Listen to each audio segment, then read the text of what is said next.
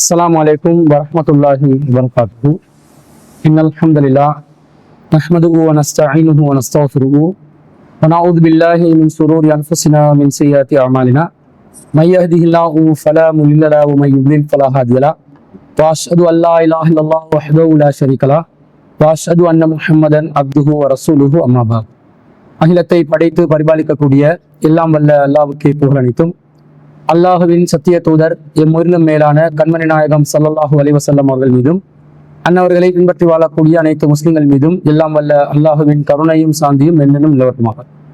அன்பிற்குரிய அல்லாஹுவின் நல்லடியார்களே, சிலோன் தௌஹீத் ஜமாத் மூலம் ஏற்பாடு செய்யப்பட்டிருக்கக்கூடிய சிடிஜையின் உங்கள் கேள்வி நேரம் என்ற வாட்ஸ்அப் கேள்வி பதில் நிகழ்ச்சியிலே நாம் அனைவரும் இந்த இடத்திலே இருக்கின்றோம்.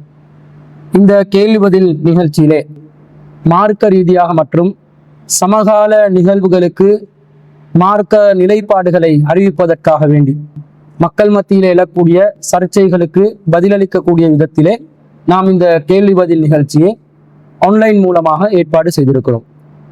உங்களுடைய சந்தேகங்களை திரையில் தென்படக்கூடிய வாட்ஸ்அப் இலக்கத்திற்கு நீங்கள் தெளிவாக எழுதி அனுப்பினால் அதற்கான விளக்கங்களை குர்ஆன் சுன்னா அடிப்படையிலிருந்து வழங்குவதற்கு நாம் தயாராக இருக்கிறோம். வாட்ஸ்அப் இலக்கத்தை குறித்து கொள்ளுங்கள். 07641542245 என்ற இந்த வாட்ஸ்அப் இலக்கத்திற்கு உங்களுடைய கேள்வியை நீங்கள் தெளிவாக அனுப்ப வேண்டும். நீங்கள் ஏதாவது ஒரு ஆதாரங்கள், இந்த செய்தி சம்பந்தப்பட்ட சில மாற்று கருத்துக்கள் இருந்தாலும் அவற்றையும் எழுத்து வடிவத்திலே நீங்கள் அனுப்பி வைத்தால் அவற்றுக்கு பதில் அளிப்பதற்கு நமக்கு இலகுவாக இருக்கும். அந்த வகையில ஏற்கனவே நம்மிடம் கேட்கப்பட்டிருக்கக்கூடிய கேள்விகளுக்கு இந்த சந்தர்ப்பத்திலே நாம் பதிலளித்து வருகிறோம். சென்ற வாரம் பதிலளித்ததன் தொடர்ச்சியாக இன்னும் சில கேள்விகளை சில சகோதரர்கள் கேட்டிருக்கிறார்கள். அவற்றுக்கான பதிலை நாம் இன்ஷா அல்லாஹ் பார்ப்போம். முதலாவதா என்ன கேட்கிறாங்கன்னு சொன்னா, ஒரு வியாபார பொருளுக்கு நாங்கள் ஜகாத்தை கணக்கிடும் போது அந்த வியாபார பொருள்ல கடனாக நாங்கள் பெற்றுக்கொண்ட வியாபார பொருட்கள், சில பொருட்கள் இருக்கும், விற்பனைக்காக நாங்கள் கொள்வனவு செய்திருப்போம், கடன்பட்ட நிலையில் கொள்வனவு செய்திருப்போம். அப்ப நாங்கள் வியாபார பொருட்களுக்கு ஜகாத்தை கணக்கிடுகின்ற நேரத்துல இந்த கடன்பட்ட பொருட்களுக்கும் சேர்த்து நாங்கள் ஜகாத் கொடுக்க வேண்டும் என்று ஒரு சிலர் வாட்ஸ்அப் மூலமாக தகவல்களை பரிமாறி கொண்டிருக்கிறார்கள்.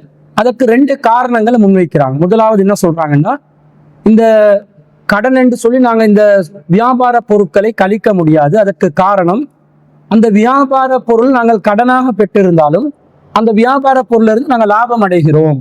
மேலும் அது நம்முடைய பொறுப்பில் இருக்கிறது. ஏதாவது ஒரு நஷ்டம் ஏற்பட்டாலோ, அந்த பொருட்கள் சேதமடைந்தாலோ, அல்லது அந்த பொருட்கள் பயன்படுத்த முடியாத ஒரு நிலைக்கு தள்ளப்பட்டாலோ அதற்கு நாம் தான் பொறுப்பேற்க வேண்டும் என்ற அடிப்படையில அந்த கடனுக்காக பெற்றுக்கொண்ட சரக்குகளுக்கு கூட நாங்கள் ஜகாத் கொடுத்து ஆகணும் என்ற மாதிரி சில விளக்கங்கள் சொல்லியிருக்கிறாங்க. இது மார்க்க ரீதியாக சரியா என்று ஒரு சகோதரர் கேட்டிருக்கிறார். முதல்ல நாங்க இந்த செய்தியை புரிஞ்சு கொள்றதா இருந்தா, ஜகாத் என்றது நம்ம எதுக்கு கொடுக்கணும் என்றதை நாங்க புரிஞ்சு கொள்ளணும். ஜகாத்தை பற்றி அல்லாஹ் தஆலா சொல்லும் பொழுது திருக்குர்ஆன்ல 9வது அத்தியாயத்துல 103வது வசனத்துல அல்லாஹ் சொல்கிறார், ஃபுத் மின் அம்வாலிஹிம் சதகா, அவர்களின் செல்வங்களில் இருந்து தர்மத்தை எடுப்பீராக, சதக்காவை எடுப்பீராக. இந்த இடத்துல சதக்கா என்பது ஜகாத்தை குறிக்கிறது. துதஹிருஹும் வ துஸக்கீஹிம் பிஹா, அது அவர்களை தூய்மைப்படுத்தும், அவர்களை பரிசுத்தமாக்கும். வஸல்லி அலைஹிம், நபியே நீங்க அவங்களுக்காக துஆ செய்யுங்க. இன்ன ஸலாத்தக ஸகனுன் லஹும், உங்களுடைய துஆ அவர்களுக்கு அமைதியை ஏற்படுத்தும். வல்லாஹு ஸமீஉன் அலீம், அல்லாஹ் செவியுறுபவன் அறிந்தவன் என்று அல்லாஹ் அந்த வசனத்துல சொல்றான். இந்த வசனத்துல அல்லாஹ் என்ன சொல்றான்? சொத்துக்களில் இருந்து ஜகாத்தை எடுங்க என்று அல்லாஹ் சொல்றான். அப்ப எது நம்முடைய உண்மையான சொத்தா இருக்குமோ அதுக்கு தானே நாங்க ஜகாத் கொடுக்கணும். நம்முடைய பொறுப்பில் இருந்தாலும் நம்முடைய சொத்து அல்லாத ஒன்று நம்முடைய பொறுப்பில் இருப்பதனால நாங்க அதுக்கு ஜகாத் கொடுக்க முடியுமா? ஒரு பொருள் நம்முடன் இருக்கிறது, நம்முடைய உடைமையில் இருக்கிறது, ஆனா நமக்கு சொந்தம் இல்லை, அந்த ஓனர்ஷிப் நமக்கு இல்லை, பொசஷன் நம்முடையதாக இருக்குது, ஆனா அதனுடைய சொந்தம் நமக்கு இல்லாமல் இருக்கிறது. இந்த நிலையில அது எப்படி ஒரு சொத்தாக கருதப்படும்? வியாபாரம் செய்வதற்கு கடனுக்காக ஒரு சரக்கை நாங்க எடுத்திருந்தா அந்த கடன் என்பது நம்முடைய சொத்து அல்ல, அதை நாங்க எப்பயாச்சும் திருப்பி கொடுக்க வேண்டிய உண்டு. கடனாக நாங்க பெற்றுக்கொண்டோமே, அதை நாங்க திருப்பி கொடுக்கணுமா இல்லையா? கொடுக்க வேண்டும். இப்போ உதாரணமாக சொல்வதாக இருந்தா, ஒருவரிடம் ஒரு 10 லட்சம் ரூபாய் காசு இருக்குதுன்னு வைங்க, அவருடைய கைவசத்தில் கேஷ் இன் ஹேண்ட் ஆக 10 லட்சம் ரூபாய் காசு இருக்குது. ஆனா அந்த 10 லட்சம் ரூபால 8 லட்சம் ரூபா தான் அவருடைய சொந்த பணமா இருக்குது. 2 லட்சம் ரூபாய் இன்னொருவருடைய பணத்தை அவரிடம் கொடுக்கப்பட்டிருக்கிறது. அவர் கேட்கும் போது அதை திருப்பி கொடுக்க வேண்டும். இந்த நிலையில் இருந்தால் அந்த 10 லட்சம் ரூபால அவருடைய சொத்தாக யார் இதை கைவசத்துல வச்சிருக்கிறாரோ அந்த நபருடைய சொத்தாக கருதப்படுவது 8 லட்சமா 10 லட்சமா? 8 லட்சம் தான் என்றது எல்லாருக்கும் தெள்ள தெளிவாக தெரியக்கூடிய ஒரு விஷயம். காரணம், கைவசத்தில் 10 லட்சம் ரூபாய் இருந்தாலும் 2 லட்சம் ரூபாய் இன்னொருவருடைய சொத்தை இவர் கையில் வைத்திருக்கிறார். இவருடைய சொத்து அல்ல. எப்போது அது இவருடைய சொத்தாக மாறுமோ அப்போதுதான் அந்த சொத்து 10 லட்சம் எனக்கு சொந்தம், முழுமையா சொந்தம் என்று சொல்லலாம். அப்ப இந்த கடனுக்குரிய வியாபார சரக்குடைய நிலையும் இதுதானே. 10 லட்சம் ரூபாய்க்கு கடையில பொருள் இருந்தாலும் 2 லட்சம் ரூபாய் இன்னொருக்கு கொடுக்கப்பட வேண்டிய தொகையாக இருந்தால் அதை எப்படி நாங்க சொத்துல சேர்க்கலாம்? சொத்தில் சேர்க்கப்பட முடியாது. இதை நாங்க சர்வசாதாரணமாக நம்முடைய உலக வாழ்க்கையில நடைமுறையில் நாங்கள் புரிந்து கொள்கிறோம். உதாரணமாக சொல்வதாக தான், நீங்க வியாபார தலங்கள்ல லாப நஷ்டத்தை வருடாந்தம் கணக்கிடுவார்கள், கணக்கறிக்கைகளை தயாரிப்பார்கள்.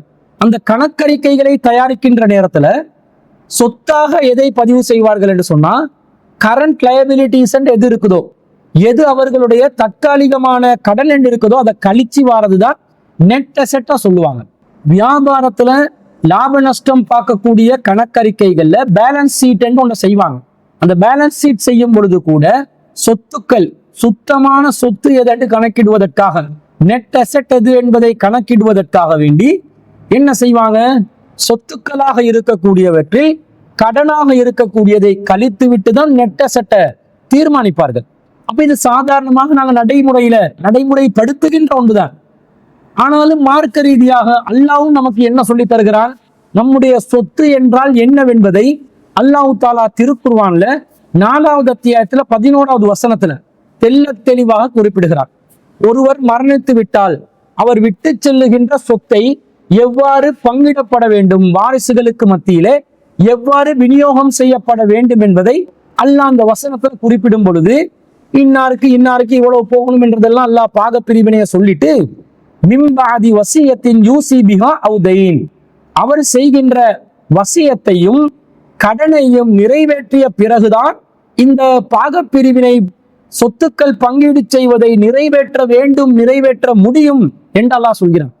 அதாவது ஒருவர் ஒரு 10 லட்சம் ரூபாய் சொத்தை விட்டுட்டு போனார்டா, அவர் யாருக்காவது வசியத் செய்கிறார், மரண சாசனம் செய்திருந்தால் அது 3ல் 1 பங்கு தாண்ட முடியாது என்று அதுக்கு தனியான சட்டங்கள் இருக்கிறது.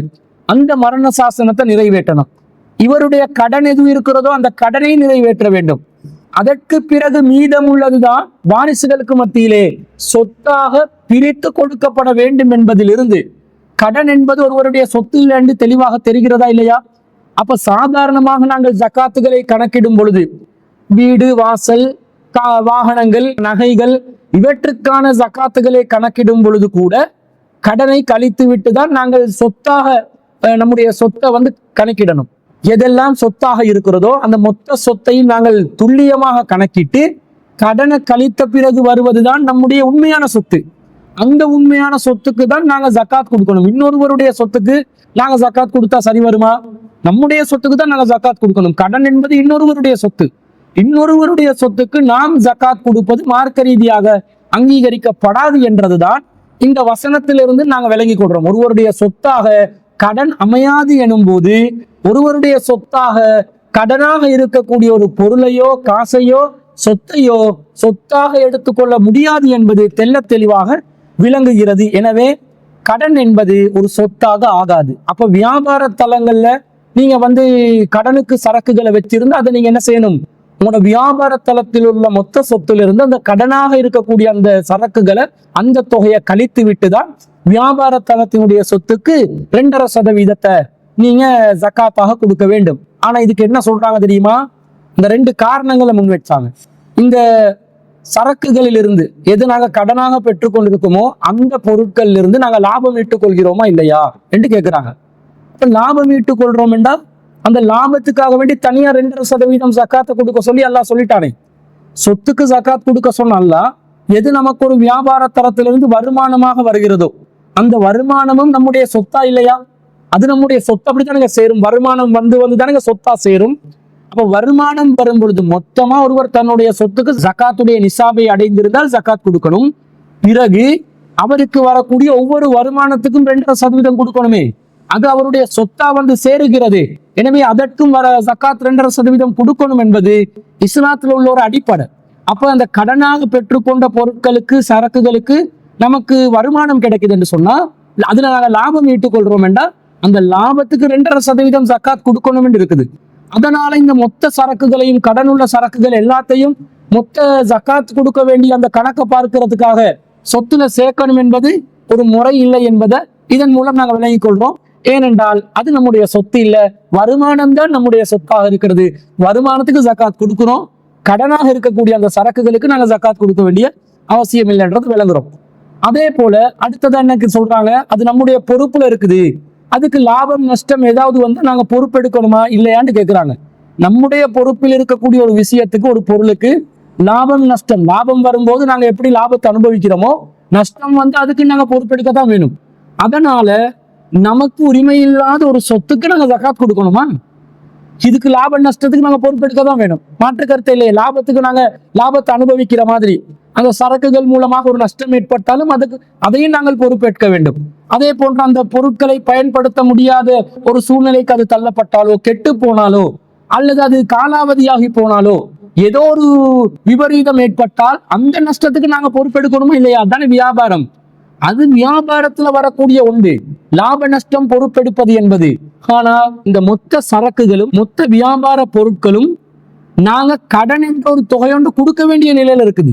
அதனால இதை மொத்தமா வந்து எங்கிட்ட சொத்துல வந்து சேர்க்க முடியாது. பொருளுக்கு வரக்கூடிய நஷ்டத்தை நாங்க பொறுப்பெடுக்கணும் என்பதனால மொத்த கடன் பொருளையும் நாங்க எங்கட சொத்தாக கருதுவது எந்த வகையில நியாயமாகும்? நீங்க வந்து அந்த கடனை அடைத்தால், கடனை திருப்பி கொடுத்துட்டீங்க என்று சொன்னால், அதற்கு பிறகு இந்த சரக்குகளும் உங்களுடைய சொத்தாகிவிடும்.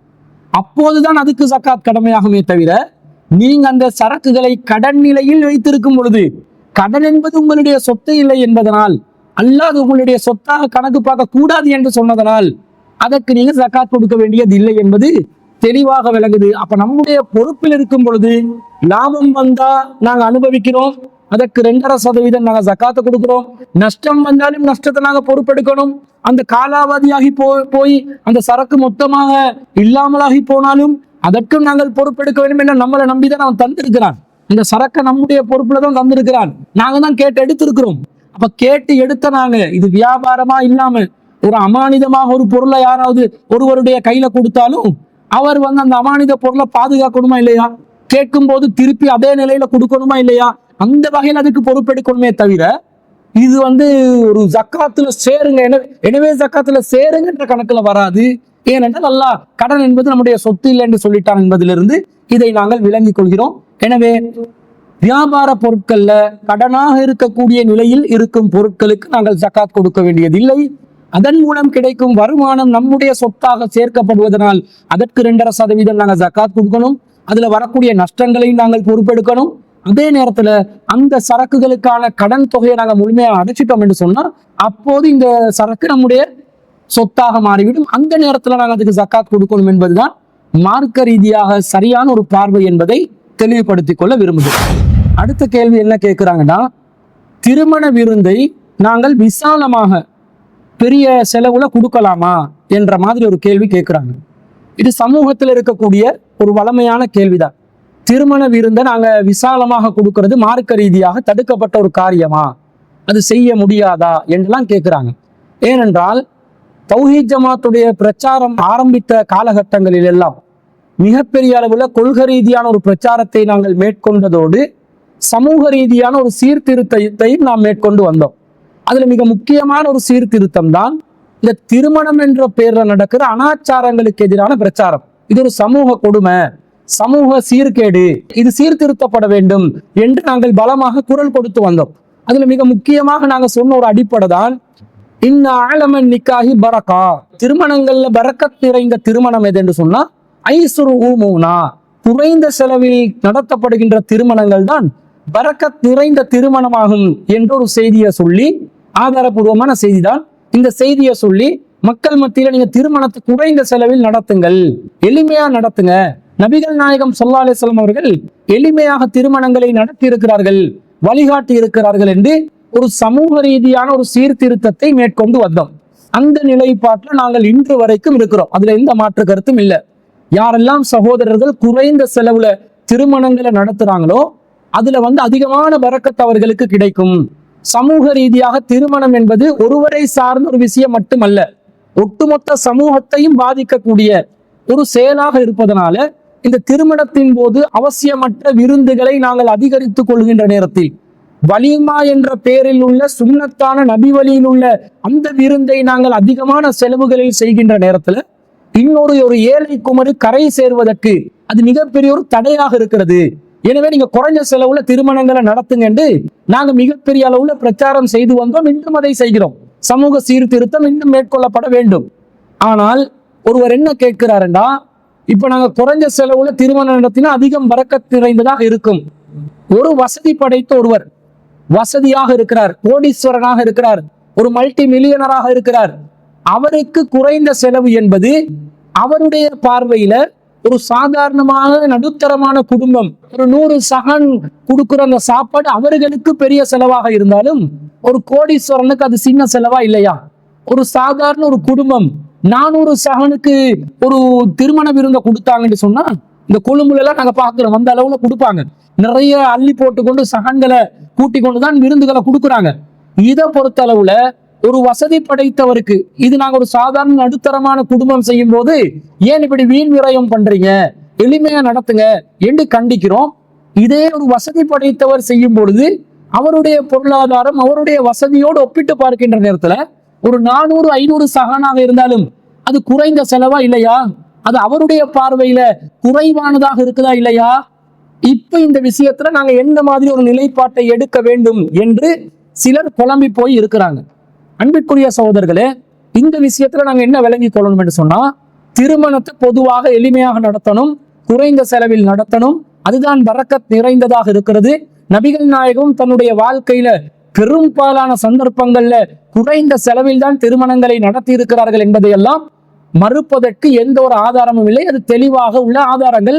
அதை தான் நாங்கள் கடைபிடிக்க வேண்டும். ஆனால் நபி ஸல்லல்லாஹு அலைஹி வஸல்லம் அவர்கள் ஒரு சிலருக்கு அவர்களுடைய நிலையை கருத்தில் கொண்டு அவர்களுடைய சொந்த சந்தர்ப்ப சூழ்நிலைகளை கருத்தில் கொண்டு விசாலமாக திருமண விருந்தை கொடுப்பதற்கு அனுமதி கொடுத்திருக்கிறார்களா இல்லையா?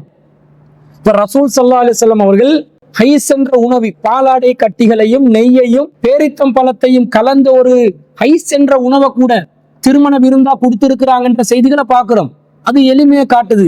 அதே நேரத்துல ரசூல் ஸல்லல்லாஹு அலைஹி வஸல்லம் அவர்கள் அப்துர் ரஹ்மான் இப்னு அவுஃப் ரலியல்லாஹு அன்ஹு போன்ற நபி தோழர்களுக்கு என்ன கட்டளை இட்டார்கள்?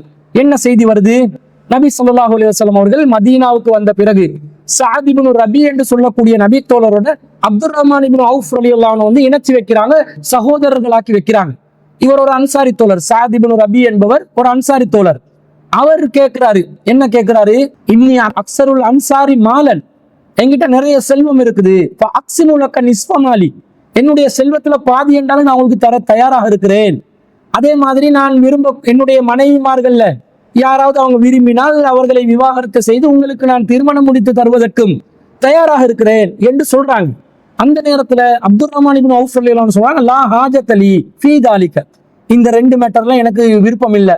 ஹல் மின் சூக்கின் ஃபீஹி திஜாரா, இங்க எங்கேயாவது ஒரு மார்க்கெட் இருக்குதா, சந்தை இருக்குதா, வியாபாரம் செய்யக்கூடிய நிலையில் உள்ள சந்தை என்று கேட்டு அவருக்கு சூக்கு கைனுக்கா என்று சொல்லக்கூடிய ஒரு சந்தையை எடுத்து காட்டுறாங்க. அந்த சந்தையை சொல்றாங்க. அவர் போய் அதுல வியாபாரம் பண்றாரு. முதலாவது நாள்லயே அவர் லாபம் ஈட்டு கொண்டு வருகிறார். பாலாடை கட்டியையும் நெய்யையும் லாபமாக பெற்று வருகிறார். அப்ப அப்துர் ரஹ்மான் இப்னு அவுஃப் ரலியல்லாஹு அன்ஹு அவர்கள் வியாபாரத்துல நுணுக்கமான ஒருவர் என்பது இதன் மூலம் நாங்கள் விளங்கிக் கொள்கிறோம்.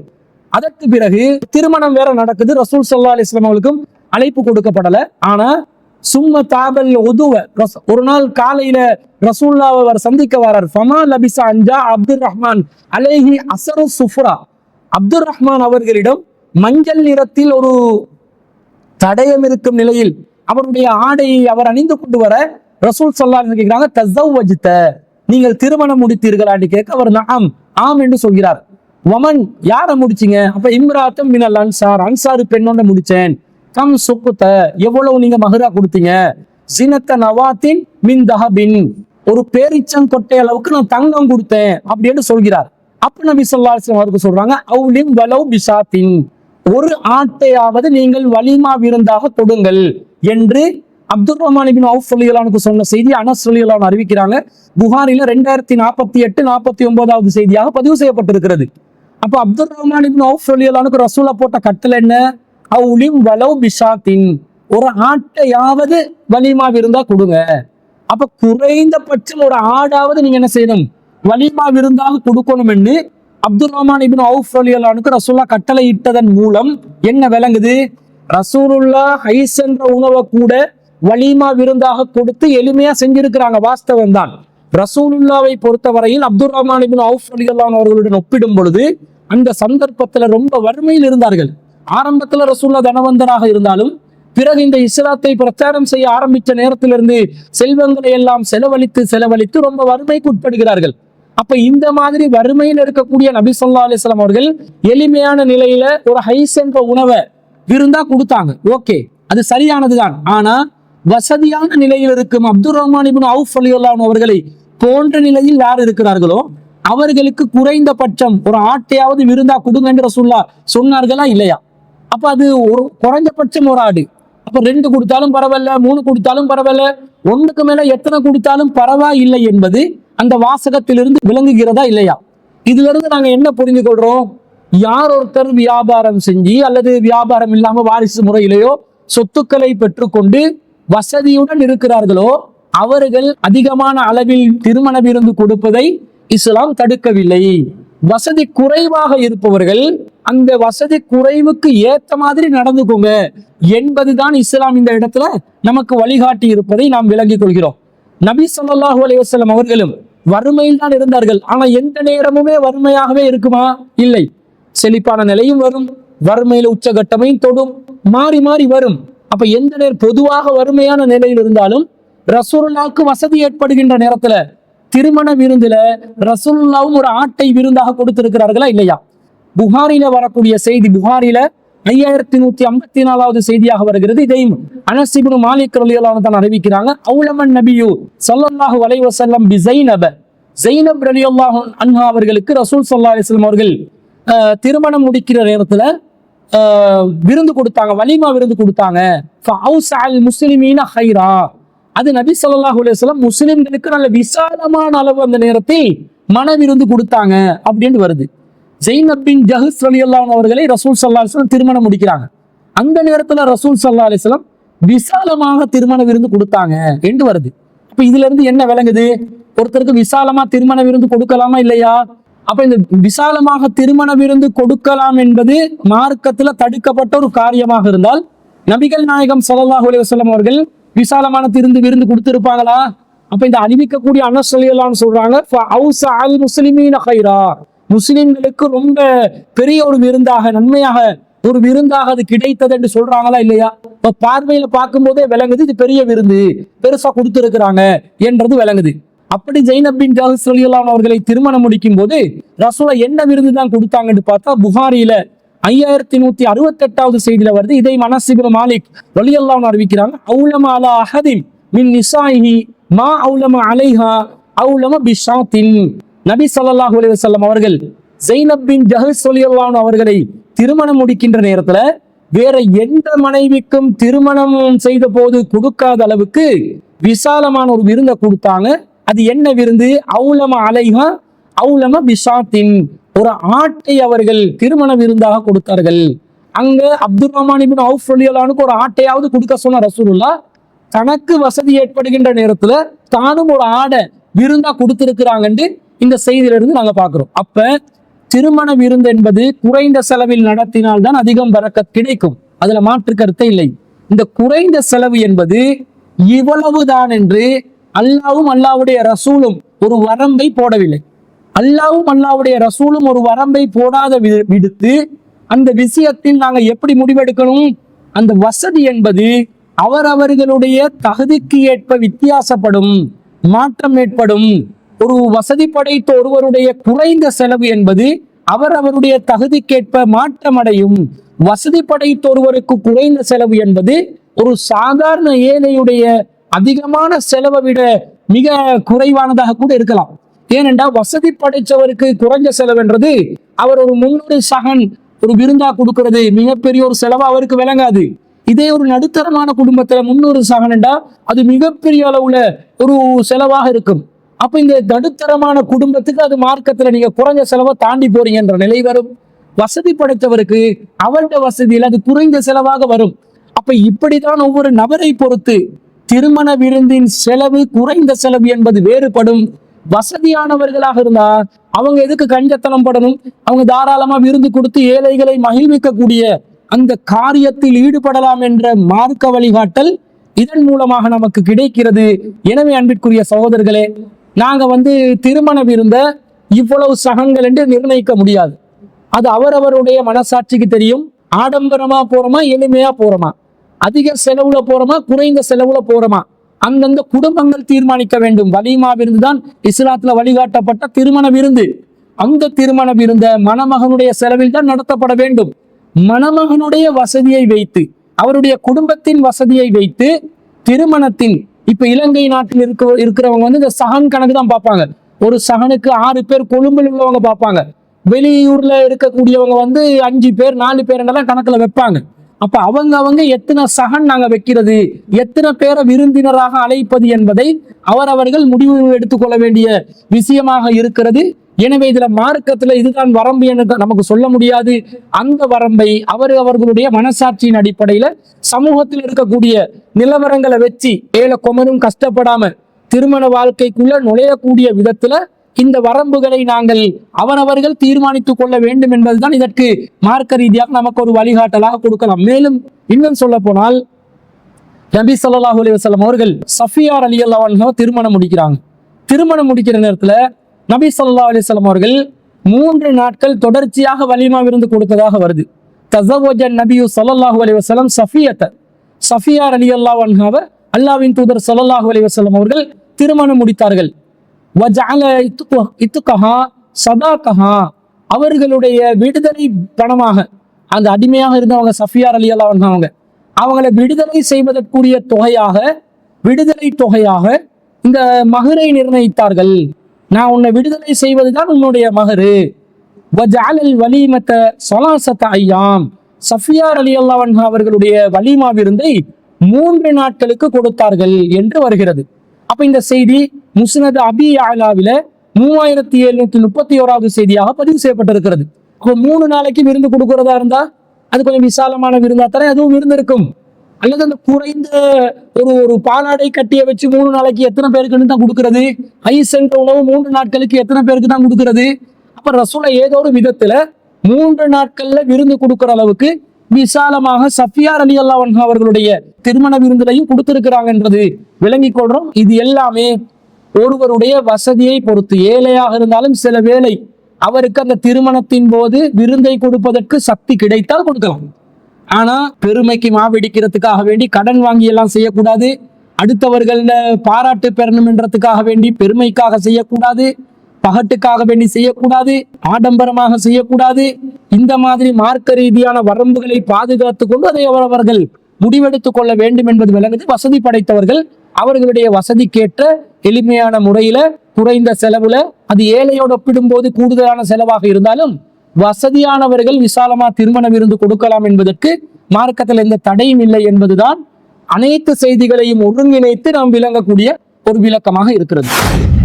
அடுத்ததாக ஒரு சகோதரர் ஒரு கேள்வி கேட்கிறாரு. அவருக்கு வேட்டையாடுவதற்கான வாய்ப்பு கிடைக்குது. அப்படி வேட்டையாடின ஒரு சந்தர்ப்பத்துல மர அணில் ஒன்றை வேட்டையாடி இருக்கிறார். இப்ப அவர் வேட்டையாடிட்டு என்ன கேட்கிறாருண்டா, அந்த கறியை வச்சுக்கொண்டு என்ன கேட்கிறாருண்டா, மர அணில் ஹராமா ஹலாலான்னு கேட்கிறாரு. அந்த வேட்டையாடுறதுக்கு முன்னாடி கேட்க வேண்டியவர் வேட்டையாடிட்டு அதை சட்டியில வச்சு சாப்பிடுறதுக்கு தயாரான நிலையில ஹராமா ஹலாலான்னு கேட்கிறாரு. அப்ப இது சம்பந்தமாக தேடி பார்த்த அளவுல இந்த மர அணில் சம்பந்தமாக பலவிதமான கருத்து வேறுபாடுகள் இருக்கிறது.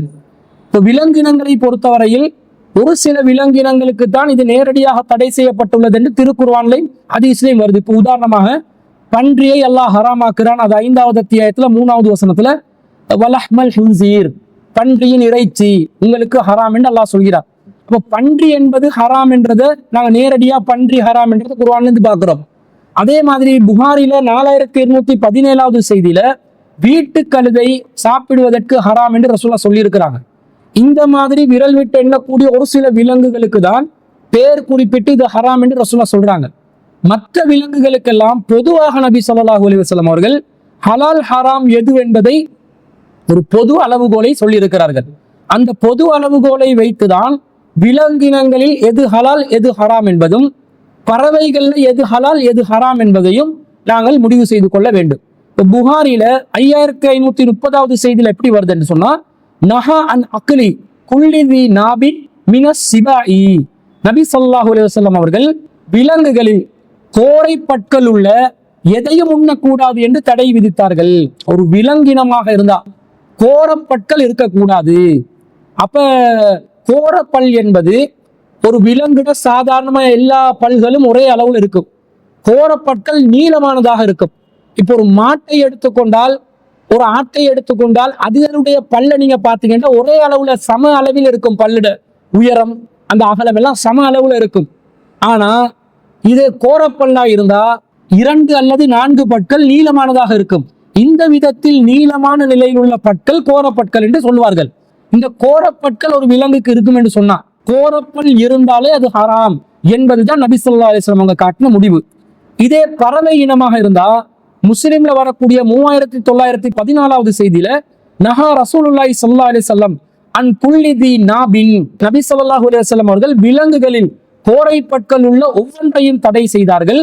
வஅன் குல்லி தி மிஹ்லபின் மினத் தைரி, பறவைகளில் மிஹ்லபுள்ள கோரை நகங்கள் உள்ள ஒவ்வொரு பறவையையும் நபி ஸல்லல்லாஹு அலைஹி வஸல்லம் அவர்கள் தடுத்தார்கள் என்று வருகிறது. அப்ப பறவையை நாங்க பார்க்கிறதா இருந்தா கோர நகங்கள் இருக்கக்கூடாது, வேட்டையாடும் நகங்கள் இருக்கக்கூடாது.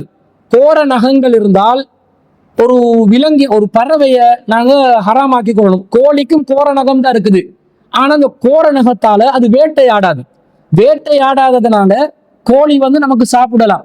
ஆனா கோர நகங்கள் உள்ள அதன் மூலம் வேட்டையாடுகின்ற ஒரு பறவை இனமாக இருந்தா அது நமக்கு ஹராம் என்று நபி ஸல்லல்லாஹு அலைஹி வஸல்லம் அவங்க சொல்லி இருக்கிறாங்க. அப்ப இதுதான் பொதுவான அளவுகோல். இந்த அளவுகோலை வச்சு சில பிற விலங்குகளுக்கு நேரடியா பேர் வந்திருக்கும் தடை என்று. அந்த விலங்கினங்களை நேரடியா தடுத்து கொள்ளணும். அதுக்கு கோரப்பல் இருக்குதா நகம் இருக்குதான்னெல்லாம் பார்க்க வேண்டியதில்லை. ஆனால் அது அல்லாத விலங்குகளாக பறவைகளாக இருந்தால் விலங்குகள்ல கோரப்பல் இருக்கக்கூடாது, பறவைகள்ல கோரநகம் இருக்கக்கூடாது. இதன் அடிப்படை. கோரநகம் என்றால் கோரப்பல் என்றால் வேட்டையாடக்கூடிய நிலையில் இருக்கக்கூடாது. அப்ப மர அணிலுக்கு கோரப்பல் இருக்குதா கோர நகம் இருக்குதான்னு பார்த்தா இந்த 2 மர அணிலுக்கு இருக்குது. அது முன் வரிசையில் இருக்கக்கூடிய 2 பல்லு நீளமானதாக இருக்கும். அதனால் அது என்ன செய்யும், பழங்களை விலங்குகளை அது வேட்டையாடாவிட்டாலும் பூச்சிக்களை வேட்டையாடாவிட்டாலும் அது பழங்களை ரொம்ப சீவி சாப்பிடுறதுக்கு அந்த பல்லை தான் அது பயன்படுத்தி கொள்ளும். அதே போன்று அதனுடைய நகங்களும் ரொம்ப விசாலமான நகங்களாக இருக்கிறது. அப்ப அது கோர நகம் தான். இந்த 2ம் சேர்ந்து இந்த விலங்குக்கு இருக்குது. பறவைகள்ல தான் ரசூல் ஸல்லல்லாஹு அலைஹி வஸல்லம் அவர்கள் கோர நகம் இருக்குதான்னு பார்க்க சொல்றாங்க. ஆனா மர அணில பொறுத்த அளவுல அதுக்கு கோர பல் இருக்குது, நகமும் கோரத்தனமான நிலையில தான் இருக்குது. அப்ப கோர பல் இருப்பதனால இந்த மன அணில் என்பது உண்ணுவதற்கு தடை செய்யப்பட்ட ஒரு உணவு என்பதுல எந்த சந்தேகமும் இல்லை. ஆனா ஒரு சிலர் இந்த மர அணில் என்பது ஹலால் என்று சொல்றாங்க. மதுஹபுகள் மத்தியில கூட மர அணில் ஹராமா ஹலாலா என்றதுல கருத்து வேறுபாடு இருக்குது. ஒரு சில சாஃபி மதுஹபினர்கள் ஹராம் என்றுவார்கள், அனஃபி மதுஹபினர்கள் ஹலால் என்றுவார்கள். இப்படி பலவிதமான கருத்து மாறியும் கூட இருக்கலாம். இப்படி பலவிதமான கருத்து வேறுபாடுகள் தேடி பார்க்கும் பொழுது மதுஹபுகள்ல கூட இதிலே கருத்து வேறுபாடு இருக்கிறது என்று பதிவு செய்யப்பட்டிருக்கிறது. அதே போல ஆங்கிலத்தில் உள்ள சில இணையதளங்கள்ல வைல்ட் ஸ்குரல் என்று சொல்லி நீங்க தேடி பார்த்தீங்கன்னு சொன்னா வைல்ட் ஸ்குரல் என்று சொல்லக்கூடிய மர அணில் சாப்பிடுவதற்கு ஹலால் என்று ஒரு சிலர் ஃபத்வா கொடுத்திருக்கிறாங்க. ஒரு சில முஃப்திமார்கள் ஃபத்வா கொடுத்திருக்கிறாங்க. அதுக்கெல்லாம் இந்த கருத்து வேறுபாடுக்கு காரணம் என்னன்னு சொன்னா மர அணிலுக்கு முன்வாயில் இருப்பது கோர பல்லா இல்லையா என்ற சந்தேகம் சில பேருக்கு இருக்குது. முன்னுக்கு நீளமான நிலையில ஒரு பல்லு 2 இருக்கத்தான் செய்யுது. ஆனா அந்த பல் மூலமா அது வேட்டையாடுமா, அது வேட்டையாடுகின்ற பல்லா, அது கோரப்பல்லா அல்லது கோரப்பல் வருவதற்குரிய இடம் தான் இருக்கிறது, கோரப்பல் இல்லை என்ற மாதிரி எல்லாம் அறிஞர்கள் மத்தியிலே கருத்து வேறுபாடு ஏற்பட்டுதான் இது ஹலால் என்று ஒரு சிலர் ஃபத்வா கொடுக்குறாங்க. இது மார்க்க ரீதியாக மட்டுமில்லை, அறிவியல் ரீதியாக கூட, விஞ்ஞானிகள் மத்தியில கூட, விலங்கினங்களை ஆய்வு செய்கின்ற ஆராய்ச்சியாளர்கள் மத்தியில கூட மர அணிலுக்கு இருப்பது கோரப்பல் இல்லை என்று ஒரு சிலர் வாதிடுகிறார்கள். இன்னும் சிலர் என்ன சொல்றாங்கன்னு சொன்னா மரணில் எலி வகையை சேர்ந்தது, எலி வகையை சேர்ந்ததுனால அதனுடைய பற்கள் கோரப்பற்கள் தான் என்றும் ஒரு சிலர் அறிவியல் ரீதியாகவும் சொல்றாங்க. இப்ப ரெண்டு விதமான கருத்து வேறுபாடு வருது. பார்த்த பார்வைக்கு நமக்கு அதனுடைய கோரப்பல் தெளிவாக தெரிகிறது, எனவே அதை விட்டு நாங்கள் தவிர்த்து கொள்ள வேண்டும், ஹராம். ஆனா ஒருத்தருக்கு இது சர்ச்சையாகி அது கோரப்பல்லா இல்லையா என்று சர்ச்சையானால் இதற்கு மார்க்க ரீதியான தீர்வு என்ன? நபி ஸல்லல்லாஹு அலைஹி வஸல்லம் சொல்றாங்க, அல் ஹலாலு பையினுன், ஹலால் தெளிவானது, வல் ஹராமு பையினுன், ஹராமும் தெளிவானது, வ பைனஹுமா முஷப்பஹாத்துன் லா யஅலமுஹா கஸீரும் மினன் நாஸ், அதற்கு இடைப்பட்ட சிலதும் உள்ளன, அவற்றை அதிகமானவர்கள் அறிய மாட்டார்கள். ஃபமனித்தகல் முஷப்பஹாத்தி இஸ்தப்ரஹ லிதீனிஹி வ இர்லிஹி, யார் ஒருவர் சந்தேகத்துக்கு இடமானவற்றை விட்டும் விலகிக் கொள்கிறாரோ அவர் தன்னுடைய மார்க்கத்தையும் மானத்தையும் பாதுகாத்துக் கொண்டார். வமம் வகாஃபி சுபஹாத்தி, யார் ஒருவர் சந்தேகத்துக்கு இடமானவற்றில் மூழ்கி கிடக்கிறாரோ கரா இன் யர்ஆ ஹவுலல் ஹிமா, அவர் வேலியோரத்தில் மேய்க்கும் மேய்ப்பவரை போன்றவர் ஆவார். யூசிகு அன் யுவாகிஉஹு, அவர் சில வேளை வேலியை உடைத்துக் கொண்டு உள்ளே நுழையக்கூடும். அதே போன்ற ரசூலுல்லாஹ் சொல்றாங்க, அலா வ இன்ன லிகுல்லி மலிகின் ஹிமன், அறிந்து கொள்ளுங்கள் ஒவ்வொரு அரசனுக்கும் ஒரு வரம்பு இருக்கிறது. அலா இன்ன ஹிமல்லாஹி ஃபீ அர்லிஹி, அல்லாஹ்வுடைய பூமியிலே இருக்கக்கூடிய வரம்பு என்னவென்று சொன்னால், அல்லாஹுவின் வரம்பு என்னென்று சொன்னால் மஹாரிமுஹு, அல்லாஹ் தடுத்தவற்றை தான் என்று நபி ஸல்லல்லாஹு அலைஹி வஸல்லம் சொல்றாங்க. இதை நாங்கள் நுஅமான் இப்னு பஷீர் ரலியல்லாஹு அன்ஹு அறிவிக்கக்கூடிய இந்த செய்தியை புகாரில 52வது செய்தியா பார்க்கிறோம். அப்ப ஹலாலும் ஹராமும் தெளிவான நிலையில் இல்லாத சந்தேகத்துக்கிடமான நிலையில் ஒரு காரியம் இருக்கும் என்று சொன்னால் அந்த விஷயங்களிலிருந்து நாங்கள் விலகிக் கொள்ள வேண்டும் என்பதுதான் இஸ்லாத்தின் தீர்வு. அந்த வகையில இது கோரப்பல் தான் தெளிவா விளங்குது. ஒருத்தர் இது கோரப்பள்ளி இல்லை என்று முடிவெடுத்தால் இது சில பேர் கோரப்பல் என்றும் வாதிடுகிறார்கள். எனவே சந்தேகத்துக்கு இடமானதா வந்துருச்சு. எனவே இது ஹராம் என்ற ஒரு நிலையிலிருந்து நீங்க சந்தேகத்துக்கான ஒரு நிலைக்கு வருவதனால அதை விட்டு விலகிக் கொள்வதுதான் ஈமானுக்கு பாதுகாப்பானதாக இருக்குதே தவிர சந்தேகமானதை விட்டு அடிச்சிங்கன்னு சொன்னா சட்டில வச்சுட்டோம் எனவே சாப்பிடத்தான் வேண்டும் என்று நீங்க முடிவு எடுத்துட்டீங்கன்னு சொன்னா நீங்க வேலியோரத்துல மேயக்கூடியவர் வேலியை தாண்டி உள்ள போயிட்டீங்கன்னு அர்த்தம். இது ரசூலுல்லாஹ் தடுக்கிற ஒரு காரியம், அல்லாஹ்வுடைய வரம்பை மீறுற ஒரு காரியம் என்பதை நாங்கள் புரிந்து கொள்ள வேண்டும்.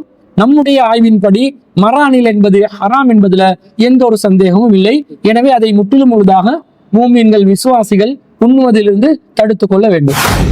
அடுத்ததாக அன்பிற்குரிய சகோதரர்களே, ஒரு சகோதரர் என்ன கேட்கிறார் என்று சொன்னா, இஸ்லாத்தில் தாயத்து அணிவது கூடாது என்று தெளிவாக ஹதீஸ்கள் இருக்கிறது.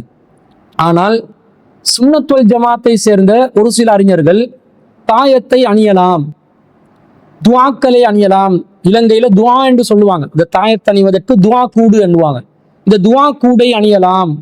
ஏனென்றால் நாங்கள் முஸ்லிம் அல்லாதவர்களை போன்று அந்த தாயத்துல துவா கூட்டுல நாங்க மந்திர சொற்களை எழுதாமல் குர்ஆன் வசனங்களை எழுதுகிறோம். அதே போன்று ரசூலுல்லாஹ் கற்றுத்தந்த ஔராதுகளை எழுதுகிறோம். இவ்வாறான குர்ஆன் வசனங்களை ஔராதுகளை எழுதி தொங்க விடுவதனால இது மார்க்கத்துல கூடாது என்று ஆகாது என்று சொல்லி அதற்கு ஆதாரமாக ஒரு சில செய்திகளை காட்டுவதாகவும் சொல்கிறார்கள். என்ன செய்தி என்று சொன்னா, இது அபூதாவுதுல 3395வது செய்தியாகவும் திர்மிதியில 3451வது செய்தியாகவும் வருகிறது. நபி ஸல்லல்லாஹு அலைஹி வஸல்லம் சொன்னதாக இதை அறிவிக்கக்கூடியவர் அம்ர் இப்னு ஷுஐப் ரலியல்லாஹு அன்ஹு அவர்கள் அறிவிப்பதாக வரக்கூடிய செய்தி. அதுல இதா ஃபரிகா ஆதகும் ஃபின் நௌமி, உங்கள யாராவது ஒருவர் தூங்குறதுக்கு போனா ஃபல்யகுல் அஊது பி கலிமாத்தில்லாஹி தாம்மாத்தி மின் கலபிஹி வ இகாபிஹி வ ஷர்ரி இபாதிஹி வ மின் ஹமஸாத்தி ஷயாத்தீனி வ ஐ யஹ்லுருனி ஃபஇன்னஹா லன் ததுர்ரஹு. இந்த துஆவை அஊது பி கலிமாத்தில்லாஹி தாம்மாத்தி மின் கலபிஹி வ இகாபிஹி வ ஷர்ரி இபாதிஹி வ மின் ஹமஸாத்தி ஷயாத்தீனி வ ஐ யஹ்லுருனி என்ற இந்த துஆவை யாராவது ஒருவர் உறங்குவதற்கு முன்பதாக ஓதிக்கொண்டால் அவருக்கு எந்த தீங்கும் ஏற்படாது என்று நபி ஸல்லல்லாஹு அலைஹி வஸல்லம் அவர்கள் கற்றுத்தந்தார்களாம். வகான அப்துல்லா இப்னு உமர், அப்துல்லா இப்னு உமர் ரலியல்லாஹு அன்ஹு அவர்கள் என்ன செய்வார்களாம், யுலக்கினுஹா மன் பலக மின் வலதிஹி, அவருடைய மகன்மார்கள்ல யாரெல்லாம் பருவ வயதை அடைந்தவர்களாக இருக்கிறார்களோ அவர்களுக்கு இந்த துஆவை கற்றுக் கொடுப்பார்கள். வமல்லம் யப்லுகு மின்ஹும், அவர்கள யாரு பருவ வயதை அடையவில்லையோ கதபஃபி சக்கின், ஒரு ஏட்டிலே இந்த துஆவை எழுதி சும்மா அல்லகஹா ஃபீ உனுகிஹி, அந்த பருவ வயதை அடையாதவருடைய களத்திலே மாட்டிவிடுவார் என்ற செய்தி இந்த திருமிதியிலையும் அகமதிலையும் வரக்கூடிய செய்தி ஆதாரமா காட்டி என்ன கேட்கிறாங்கன்னா, நபி தோழர்கள் இவ்வாறு செய்திருக்கிறார்கள், இதைத்தான் நாங்களும் துவா கூடு என்ற பேர்ல செய்யறோம். எனவே சுன்னத் வல் ஜமாத் அகீதாவின் படி இது அனுமதிக்கப்பட்ட ஒன்றுதான் என்று சொல்கிறார்கள். இது சரியா என்று கேட்கிறாங்க. அன்பிற்குரியவர்களே, முதல்ல இந்த தாயத்து இந்த மாதிரி துவா கூடு இது தொங்க விடுவதற்கு மார்க்கத்தில் உள்ள நிலைப்பாடு என்னன்றதை நாங்க தெளிவாக விளங்கி கொள்ள வேண்டும். மார்க்கத்தில் அல்லாஹ்வின் தூதர் ஸல்லல்லாஹு அலைஹி வஸல்லம் நமக்கு என்ன கற்றுத் தருகிறார்கள்? அகமதுல 16781வது செய்தியாக வருகிறது. இதை அறிவிக்கக்கூடியவர் நபிகள் நாயகம் ஸல்லல்லாஹு அலைஹி வஸல்லம் அவர்களிடமிருந்து அவர்கள் சொன்னதாக உக்பத் இப்னு ஆமிர் அல் ஜுஹ்னி என்று சொல்லக்கூடிய நபி தோழர் அறிவிக்கிறார்கள். அக்பல இலைஹி ரஹ்துன், நபி ஸல்லல்லாஹு அலைஹி வஸல்லம் அவர்களுக்கு முன்னாடி ஒரு குழு வருகிறது. ஃபபாயஅ திஸ்அத்தன் ஃபஅம்ஸக அவ் வாஹிதின், அவர்கள்ல 9 பேருக்கு நபி ஸல்லல்லாஹு அலைஹி வஸல்லம் பையத் செய்றாங்க. உக்பா இப்னு ஆமிர் ரலியல்லாஹு அன்ஹு அறிவிக்கிறாங்க, ரசூலுல்லாஹ் கிட்ட ஒரு கூட்டம் வர்றாங்க. அவங்கள 9 பேரிடம் ரசூலுல்லாஹ் பையத் வாங்குறாங்க. ஒருவரிடம் ரசூலுல்லாஹ் பையத் வாங்கல, அவருக்கு ரசூலுல்லாஹ் பையத் செய்வதற்கு அனுமதிக்கவில்லை. ஃபகாலு யா ரசூலல்லாஹ், அல்லாஹ்வின் தூதரே, பாயஅத திஸ்அத்தன் வ தரக்த ஹாதா, நீங்க 9 பேர்கிட்ட பையத் எடுத்தீங்க, ஆனா இவரை மட்டும் விட்டுட்டீங்க ஏன் என்று கேட்கிறாங்க. அப்ப ரசூலுல்லாஹ் சொல்றாங்க, இன்ன அலைஹி தமீமத்தன், அவரிடம் ஒரு தமீமா இருக்கிறது, தாயத்து இருக்கிறது. ரசூலுல்லாஹ் தன்னுடைய கையை அவரிடம் நுழைத்து ஃபகதாஹா ஃபபாயஹு, அதை கலட்டி விட்டு உடைத்து விட்டு ஃபபாயஹு, அவரிடமும் பையத்தை வாங்கினார்கள். மேலும் மேலும் நபி ஸல்லல்லாஹு அலைஹி வஸல்லம் சொன்னார்கள், மன் அல்லக தமீமத்தன், யார் ஒருவர் தாயத்தை தொங்க விடுவாரோ ஃபகது அஷ்ரக, அவர் அல்லாஹ்வுக்கு இணை கற்பித்து விட்டார் என்று நபி ஸல்லல்லாஹு அலைஹி வஸல்லம் சொன்னதாக ஒரு செய்தி வருது. இப்ப இதுல வந்த வார்த்தை என்ன? தமீமா என்ற வார்த்தை வருது. தமீமத் என்பது தாயத்து, இவங்க சொல்ற துவா கூடு. இந்த துவா கூட தாயத்தை யார் அணுகிறார்களோ அவர்கள் அல்லாஹ்வுக்கு இணை கற்பித்து விட்டார்கள் என்று ரசூலுல்லாஹ் சொல்றாங்க. அப்ப அது அணியக்கூடாதுன்னு விளங்குது. இப்ப இந்த சுன்னத் வல் ஜமாத்தில் உள்ளவங்க என்ன சொல்றாங்க? இந்த தமீமத் என்பது ஜாஹிலியா காலத்துல மக்கள் போட்ட மந்திர சொற்கள் உள்ள வார்த்தைகள். அதுக்கு அவங்க ஆதாரமா காட்டக்கூடிய செய்தி என்னன்னு சொன்னா அகராதி நூக்களை காட்டுவாங்க. அல் காமுசுல் முஹீத்தில் என்ன வருதுண்டா தமீம், தமீம் என்பது அத்தாமுல் ஹல்கி வஷதீது, அது ஒரு படைப்பு, அது பலமானது. தமீமத்தின் தமாயிமி, அது தமீமாவுடைய பன்மை தமாயிம் என்பது அது என்னன்னு சொன்னா அது லி ஹரசத்தின் ரக்தா, அது கருப்பும் வெள்ளையும் சேர்ந்த ஒரு மணியாக இருக்கிறது. துன்னமுஃபிஸ், அது ஒரு வாரில் நுழைக்கப்படும், கோர்க்கப்படும். சும்ம யுகாது ஃபில் அணுகி, பிறகு அது களத்தில் போடப்படும். அப்ப அது அந்த காலத்துல பயன்படுத்தின ஒரு மந்திரத்திற்காக கருப்பும் வெள்ளையும் சேர்ந்த ஒரு மணிதான் தமீமா என்பது. ஒரு வாரில போட்டு அது களத்துல மாட்டுவாங்க. இப்ப நாங்க பயன்படுத்துற துவா கூடு அதுவல்ல. இப்ப நாங்க ஒரு தகடுல எழுதுறோம், செம்பு தகடுல எழுதி அதை நாங்க என்ன செய்யறோம், பயன்படுத்துறோம் என்றாங்க. அதே போன்று லிசானுல் அரபுலையும் இந்த தமீமா என்பது ஜாஹிலியா காலத்துல மக்கள் அவங்க பயன்படுத்தி வந்த ஒரு கூடு, மந்திர சொற்கள் அடங்கிய ஒரு கூடு என்ற மாதிரி சொல்லுவாங்க. நாங்க இப்ப இந்த காலத்துல பயன்படுத்துவது அது அல்ல என்றாங்க. ஆனா இவர்கள் நன்றாக புரிந்து கொள்ள வேண்டும். ஃபத்துல் பாரியில இப்னு ஹஜர் ரஹ்மத்துல்லாஹி அலைஹி அவர்கள் என்ன குறிப்பிடுறாங்கன்னா, தமாயிமு, தமாயிம் என்றால் தமீமாக்கள் என்றால் தாயத்துகள் என்றால் ஜம்உ தமீமத்தின், அது தமீமான்றதுல பன்மையான சொல். வஹிய ஹரசுன் அவு கிலாதத்துன், அது ஒரு மணியாகும் அல்லது ஒரு மாலையாகும். துஅல்லகு ஃபிர் ரஅஸி, அது களத்தில் தொங்கவிடப்படுகின்ற ஒன்று. கானூ ஃபில் ஜாஹிலியத்தி, ஜாஹிலியா காலத்து மக்கள் யஅதகிதுன அன்ன ஸாலிக யத்ஃபஉல் ஆஃபாத்தி, எந்த ஒரு ஆபத்தும் நடக்காமல் இருப்பதற்கு பாதுகாப்பாக பயன்படுத்தின ஒரு பொருள் தான் இந்த தமீமா என்பது என்று ஃபத்துல் பாரியிலே வருகிறது. அப்ப நீங்க தமீமா என்ற பேர்ல இருக்கக்கூடியது கருப்பும் வெள்ளையும் வந்த ஒரு மணிதான், கோரப்பட்ட ஒரு மாலை தான் தமீமா, ஜாஹிலியா காலத்துல பயன்படுத்தி இருக்கிறாங்க, நாங்க அதை பயன்படுத்தலைன்னு சொல்றீங்களே. இந்த தமீமா என்றது எந்த பொருளா இருந்துட்டு போட்டும், எந்த நோக்கத்துக்காக பயன்படுத்தப்படுகிறது தெளிவாக சொல்கிறார்கள். அன்னதாலிக்க யத்ஃபஉல் ஆஃபாத், விபத்துகள் வராமல் இருப்பதற்கு, ஆபத்துகள் வராமல் இருப்பதற்கு இந்த தமீமாவை பயன்படுத்தினார்கள். அதே நோக்கத்துல தானுங்க இன்னைக்கு நீங்க பயன்படுத்துறீங்க. ஒரு துவாவை எழுதி நீங்க தொங்க விடுறீங்கன்னு சொன்னா எதுக்கு தொங்க விடுறீங்க? இந்த துவா மூலமாக, இந்த கூடு மூலமாக உங்களுக்கு பாதுகாப்பு கிடைக்கணும் என்று சொல்லித்தானே நீங்க தொங்க விடுறீங்க. அப்ப ஜாயிலியா கால மக்கள் எந்த நோக்கத்துக்காக செய்தார்களோ அதே நோக்கத்தில் தானே நீங்களும் செய்கிறீர்கள். அப்ப நபி ஸல்லல்லாஹு அலைஹி வஸல்லம் அவர்கள் எதை தடுக்கிறாங்க?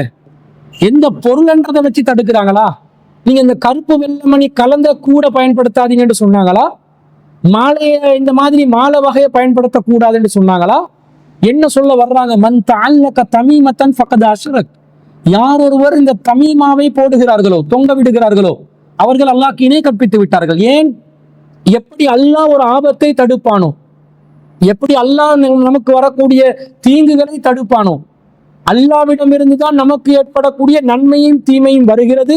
அதே போன்றதை தடுக்கும், தீமையை தடுக்கும் சக்தியும் அல்லாஹ்விடமிருந்தே தான் ஏற்பட வேண்டும் என்ற இந்த நம்பிக்கைக்கு எதிராக வேறொரு பொருள் நம்மை பாதுகாப்பும் என்பதனால ஷிர்க் கலந்திருக்கிறது என்பதனாலதான் நபி ஸல்லல்லாஹு அலைஹி வஸல்லம் அதை ஷிர்க் என்றாங்க.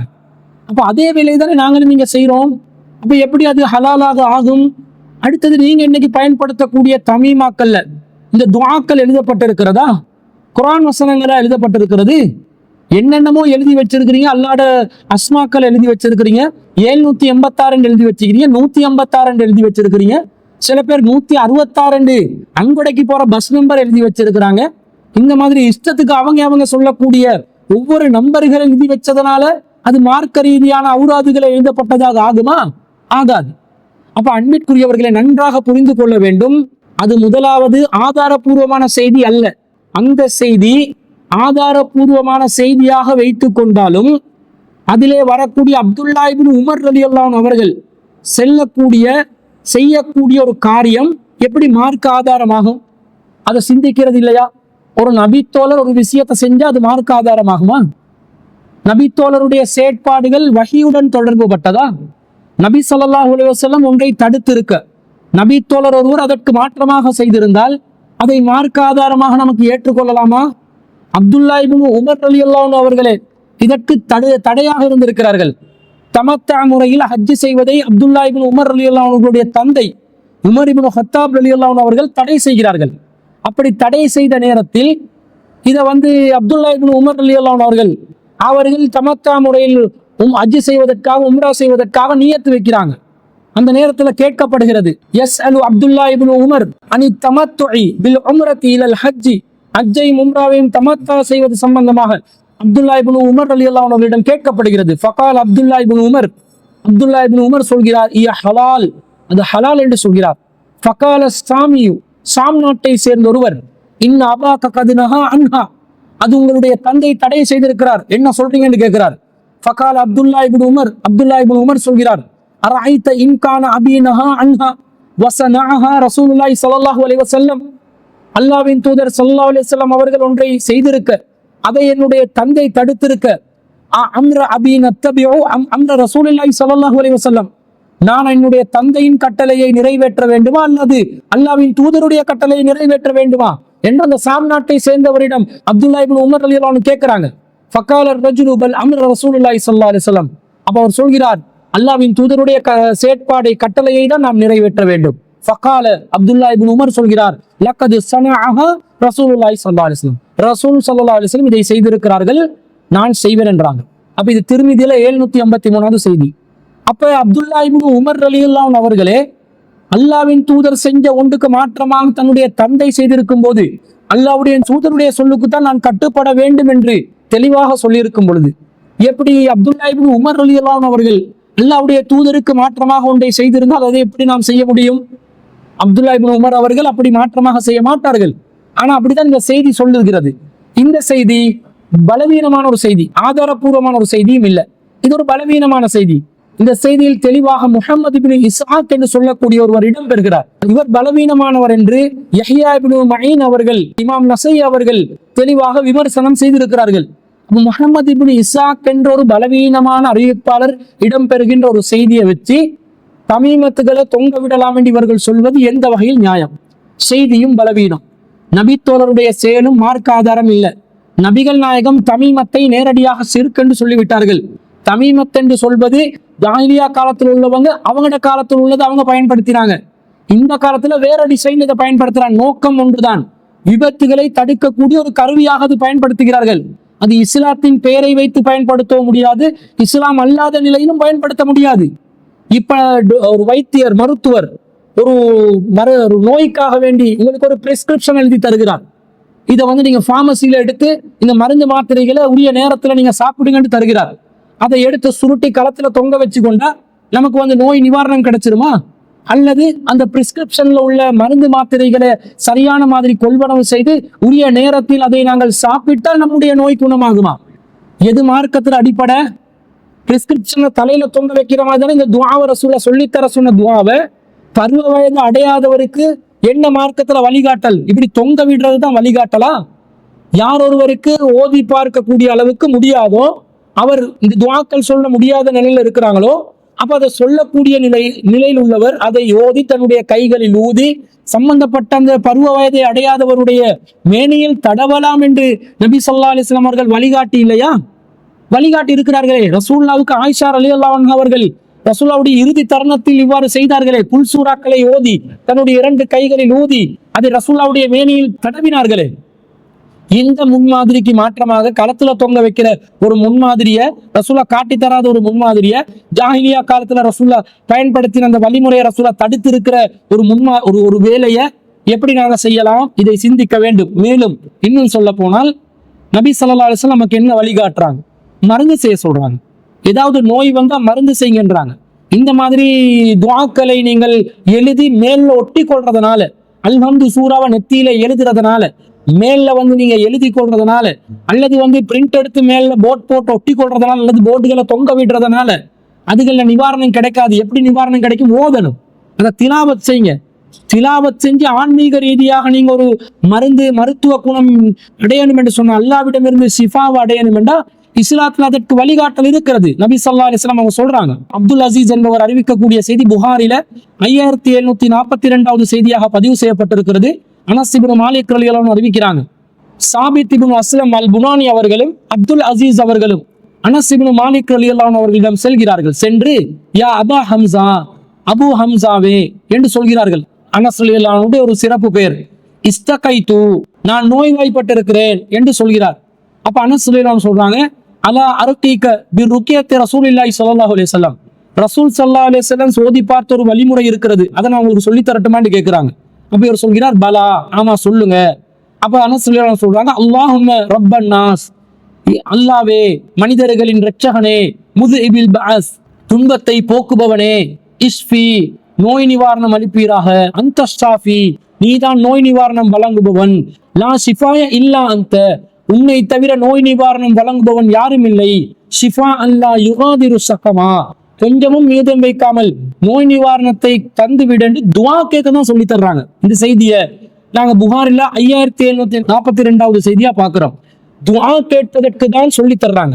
அப்ப இந்த மாதிரி பிரார்த்தனைகள், இப்படி அவுது பி கலிமாத்தில்லாஹ் என்று சொல்லக்கூடிய துஆவை ரசூலுல்லாஹ் கற்றுத்தந்திருந்தாலும் அந்த கற்றுத்தந்த துஆவை ஓதணும். நாங்க ஓதினால்தான் ஆன்மீக ரீதியாக அந்த வார்த்தைகளுக்கு, இறைவன் புறத்திலிருந்து அருளப்பட்ட வார்த்தைகளுக்கும், இறைவன் மூலம் வழிகாட்டி நபிகள் நாயகம் ஸல்லல்லாஹு அலைஹி வஸல்லம் அவர்கள் சொல்லி தந்த பிரார்த்தனைகளுக்கும் அல்லாஹ்விடத்திலே ஒரு மதிப்பு உண்டு, ஒரு பலம் உண்டு, ஒரு சக்தி உண்டு. அதற்கு நோய் நிவாரணம் பெறக்கூடிய தன்மையும் அல்லாஹ் வழங்குவான். அது அல்லாஹ்விடம் இறைஞ்சும் ஒரு வழிமுறை. அப்படி ஆன்மீக ரீதியாக மருத்துவம் செய்து கொள்ளலாம். இப்படி ஒரு வழிகாட்டல் இருக்கிறது. அதுக்கு மாற்றமா தொங்க போடுறதுக்கெல்லாம் மருத்துவ வழிகாட்டல் இல்லை. அதே மாதிரி அடுத்த வழிகாட்டல் என்னன்னு சொன்னா, மருந்து செய்யணும். நோய்வாய்ப்பட்டா மருந்து செய்யுங்க. இது புகாரியில 5678வது செய்தி, அபூ ஹுரைரா ரலியல்லாஹு அன்ஹு அறிவிக்கக்கூடிய ஒரு செய்தி வருகிறது. ரசூல் ஸல்லல்லாஹு அலைஹி வஸல்லம் சொல்றாங்க, மா அன்ஸலல்லாஹு தாஅன் இல்லா அன்ஸலல்லாஹு ஷிஃபாஅன், நோயை வழங்கிய இறைவன் அதற்கு நிவாரணத்தை வழங்காமல் இருந்ததில்லை. எந்த இறைவன் நோயை இறக்கினானோ அந்த இறைவன் அதற்கு நிவாரணத்தையும் இறக்கி இருக்கிறான் என்று ரசூலுல்லாஹ் சொன்னதாக அனஸ் ரலியல்லாஹு அன்ஹு அறிவிக்கக்கூடிய ஒரு செய்தி வருகிறது. அப்ப எல்லா நோய்க்கும் மருந்து இருக்குது. சில நோய்களுக்கு இந்த காலத்துல மருந்து இல்லைன்னு சொன்னா நாங்க கண்டுபிடிக்கலன்னு அர்த்தம். அதை கண்டுபிடிக்கணும், தேடணும், அதுக்கான வழிகளை அடையணும். அதை விட்டுட்டு இந்த மாதிரி பிரிஸ்கிரிப்ஷனை தொங்க விடுற வேலைகளை செய்யக்கூடாது. அதே போன்று நபி ஸல்லல்லாஹு அலைஹி வஸல்லம் சொல்ற செய்தி, உசாமா பின் ஷரீக் ரலியல்லாஹு அன்ஹு அவர்கள் அறிவிக்கிறார்கள். திர்மிதியில 1961வது செய்தியாக வருகிறது. அதுல ஒரு ஆராப் வருகிறார், ஒரு கிராமவாசி வந்து, யா ரசூலல்லாஹ் அலா நத்ததாவா, அல்லாஹ்வின் தூதரே நாங்கள் வந்து மருத்துவம் செய்யலாமான்னு கேட்கிறாங்க. அப்ப ரசூலுல்லாஹ் சொல்றாங்க, நாம் யா இபாதல்லாஹ், ஆம் அல்லாஹ்வின் அடியார்களே, ததாவவு மருத்துவம் செய்யுங்கள். ஃபஇன்னல்லாஹ லம் யலா தான் இல்லா வலஅலஹு ஷிஃபாஅன், அல்லாஹ் எந்த நோயை இறக்கினாலும் அதற்கான நிவாரணத்தை அருளாமல் அல்லாஹ் இருந்ததில்லை. எனவே நீங்கள் தாராளமாக மருத்துவம் செய்யுங்கள்.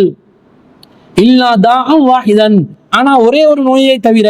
காலு யா ரசூலல்லாஹ் வமா ஹுவ, அல்லாஹ்வின் தூதரே அது என்ன என்று கேட்ட நேரத்துல, காலல் ஹரமு, அது வயசு போறது. வயசு போறத வந்து யாராலையும் தடுக்கல, எந்த மருந்தாலையும் தடுக்கலாது, வயசு போகத்தான் செய்யும் என்று நபி ஸல்லல்லாஹு அலைஹி வஸல்லம் சொன்ன செய்தி நாங்க திருமிதியில அபூதாவுதுல பார்க்கிறோம். அப்ப மருத்துவம் செய்யலாம். மருத்துவம் செய்யாம அல்லது ஆன்மீக ரீதியாக இஸ்லாம் காட்டின வழிமுறை பிரகாரம் பிரார்த்தனையில ஈடுபடாம இந்த மாதிரி தாயத்துகளை, துஆ கூடுகளை தொங்க விடுவதற்கு மார்க்கத்துல எந்த ஒரு அனுமதியும் இல்லை. இந்த ஹதீஸ் பலவீனமான செய்தி. இந்த செய்தியில வரக்கூடிய சம்பவம் ஒரு நபித்தோழரை தொடர்பு படுத்தி வருகிறது. நபித்தோழர்களுடைய செயல்கள் மார்க்க ஆதாரமாகாது. ரசூலுல்லாஹ் நேரடியாக தாயத்தை, தகடுகளை தொங்க விடுவதை தடுத்திருப்பதிலிருந்தும் இது மார்க்கத்துக்கு முரணான ஒரு காரியம் என்பது தெளிவாக விளங்குகிறது. இது ஒரு அப்பட்டமான சிறுக்கு என்றும் தெளிவாக விளங்குகிறது. எனவே இந்த தாயத்தை அணிவதை விட்டும், துஆ கூடுகளை அணிவதை விட்டும், இந்த மாதிரி தொங்கவிடக்கூடிய எந்த ஒரு பொருளையும் மந்திர சொற்களூடாக தொங்க விடுவதை விட்டும் நாங்கள் முற்றிலும் முழுதாக விலகிக் கொள்ள வேண்டும். அன்பிற்குரியவர்களே, அடுத்ததாக என்ன கேள்வி கேட்கிறாங்கடா, ஒரு வயல் நில சம்பந்தப்பட்ட ஒரு கேள்வி, விவசாயம் செய்யக்கூடியவர்கள் மத்தியில எழக்கூடிய ஒரு கேள்வி. என்னன்னு சொன்னா, ஒருவர்கிட்ட ஒரு ஏக்கர் கணக்குல வயல் நிலம் இருக்குது. அவர் அதை இன்னொருவருக்கு குத்தகைக்கு விடுகிறார். குத்தகைக்கு விடுகின்ற நேரத்துல என்ன செய்கிறார், இந்த வயல் நிலத்துல நீங்க வந்து குத்தகைக்கு எத்தனை வருட காலம் இருந்தாலும் எடுத்துக்கொள்ளலாம். அந்த நீங்க எடுக்கிற வருட காலத்துக்குள்ள நீங்க வந்து இத்தனை மூட்டை நெல் எனக்கு தரணும் என்று ஆரம்பத்திலேயே இந்த நெல் மூட்டை கணக்கை தீர்மானிச்சு அந்த வயலை வந்து குத்தகைக்கு விடுறாங்க. அப்படி குத்தகைக்கு எடுத்துக்கொண்டவங்க என்ன செய்யறாங்கன்னா, விவசாயம் செய்வதற்கு முன்பதாகவே, அறுவடை செய்வதற்கு முன்பதாகவே அவர் பேசிக்கொண்ட நெல் மூட்டை கணக்கு 30 இருந்தா, இவங்க ஆரம்பத்திலே 30 நெல் மூட்டைக்குரிய தொகையை வந்து கையில கொடுத்துட்றாங்க. கொடுத்து 2 வருஷத்துக்கு குத்தகைக்கு எடுத்தாங்கன்னா, அதுக்கு பிறகு அவங்க வயல்ல விவசாயம் செஞ்சு எத்தனை நெல் மூட்டை வருதோ, எவ்வளவு லாபம் வருதோ அதை முழுசா அந்த குத்தகைக்கு எடுத்தவர் அனுபவித்து கொள்கிறார். இப்ப என்ன கேட்கிறாங்கன்னா, இந்த மாதிரி ஆரம்பத்திலேயே நெல் மூட்டை கணக்கை தீர்மானிச்சு இப்படி வயலை குத்தகைக்கு விடுற நேரத்துல இந்த நெல் மூட்டை கணக்கு ஆரம்பத்திலே தீர்மானிச்சு இப்படி ஆரம்பத்திலேயே அந்த லாபத்தை பெற்றுக்கொள்வது கூடுமா, அல்லது இப்படி ஒரு குறிப்பிட்ட தொகை, இந்த மாதிரி குறிப்பிட்ட எண்ணிக்கையில இத்தனை மூட்டை தரணும் என்று சொல்லி வியாபாரம் செய்து கொள்வது மார்க்கத்தில் அனுமதிக்கப்பட்ட உண்டா, இந்த நடைமுறை மார்க்கத்துக்கு உட்பட்டதா என்று கேட்கிறாங்க. அன்பிற்குரியவர்களே, நன்றாக விளங்கி கொள்ள வேண்டும். ஆரம்பத்திலேயே ஒரு வயலை வந்து குத்தகைக்கு விடுறாங்க.